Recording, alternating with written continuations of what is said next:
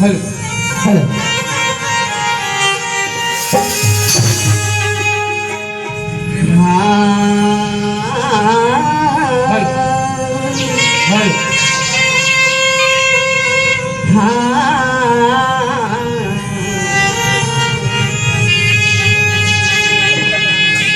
नमो नमो मातेश्वरी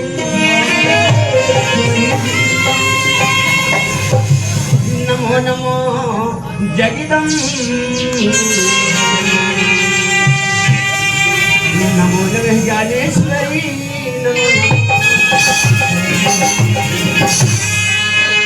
नमामि दुर्गा नमामि शंकरी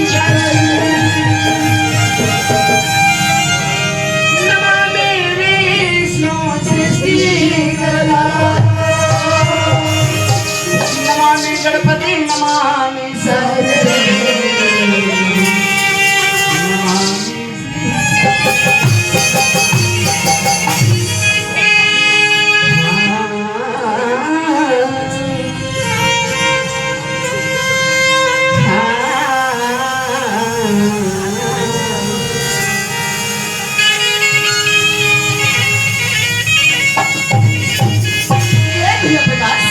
आज का क्या खुशी के दिन है भैया जो आज हम दोनों भाई ला ये बड़े बड़े विद्वान मन के सामने के कुछ बुझाई के मौका मिले है ए भैया अरे आज बड़े किस्मत वाले भाई जो आज बड़े बड़े महापुरुष के दर्शन में बढ़ जावत है ऐसे मौका हर इंसान नहीं मिले चल रही ए भैया अरे आज जन्मा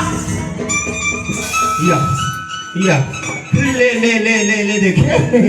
देखे वो बड़े दाई मैं क्या सोचा था कि मर गोट से मर भाई हर सुना थे तब देख के बेईमान का करे थे कोई पता नहीं चला थे भैया हो एला मैं पूछ ले था कि ये करत का है प्रकाश ए भैया अरे काट का ले ले ले ले देखे ए बेईमान हां रहे हैं ये ला पता नहीं कि सोना और जगना कहाँ है। अरे इसने ना हमारे बड़े बड़े बुजुर्ग सियान मन दिखेगा कि लात का देवता हर बात मानी माने कहते संगरी हो लत्थे लगे लात में जगह हो तब कहीं जाके जगही प्रकाश ए भैया अरे ये